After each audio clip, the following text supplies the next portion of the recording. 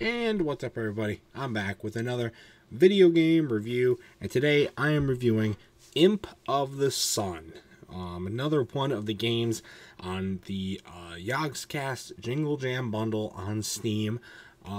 If you want to do that this holiday season, like I did last holiday season, all you gotta do is $35, get you a bunch of games. I said it video after video at this point because there's so many games. I got like almost 100 games here that I'm trying to work through.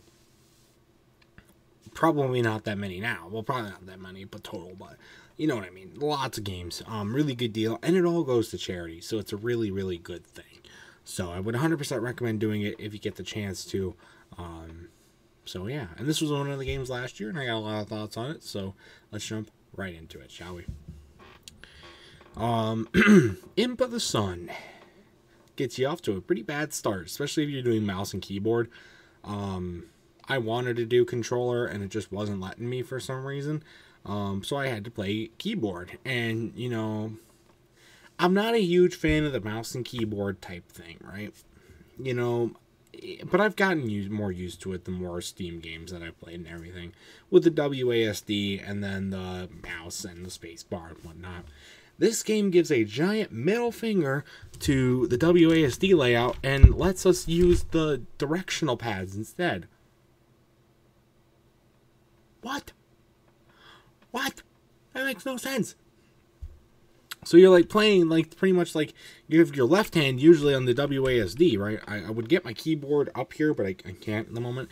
And then the directional pad, but then like, so I was like always having like, I was always trying to, like, my mental memory was getting screwed up even more than it already has with playing keyboard when I want to play with my fucking PS4 controller that you says works, and then it just doesn't let you compute because apparently when you click allow and the Windows screen, it makes it default to fucking mouse and keyboard and you can't get it fixed. Anyway, with that out of the question, yeah, it's just really weird that you can, and like I tried to use WASD and it just wouldn't work. Like, I mean, it's fine, like it doesn't feel terrible, but it like just takes some getting used to, you know? And I've never really seen a game that doesn't let you use WASD. It's just super weird. Other than that, I mean, otherwise it's pretty fun to play. It would be much better with a controller, as I would say. But the game looks really, really good for a smaller developer.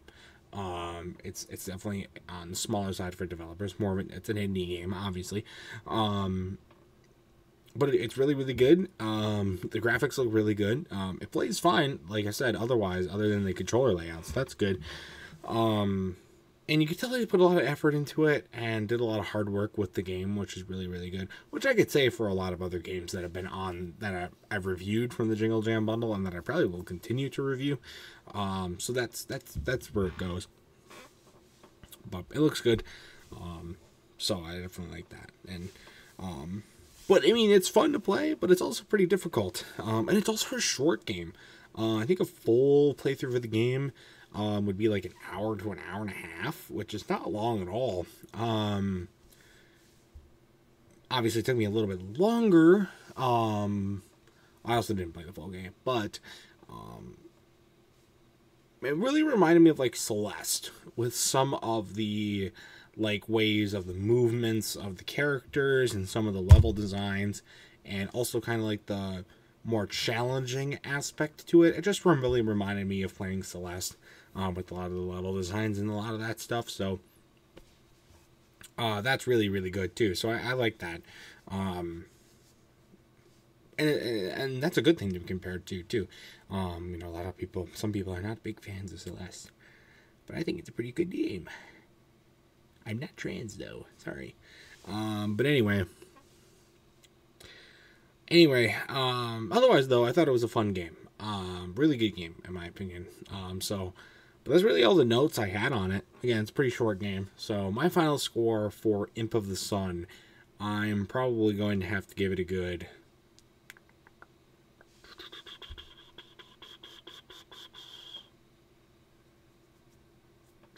9 out of 10. That might be a little high. I'll give it an 8. I'll give it an 8. It's not a terrible. It's not like extraordinary in my opinion, but it's not terrible either. Like, it's a really good game.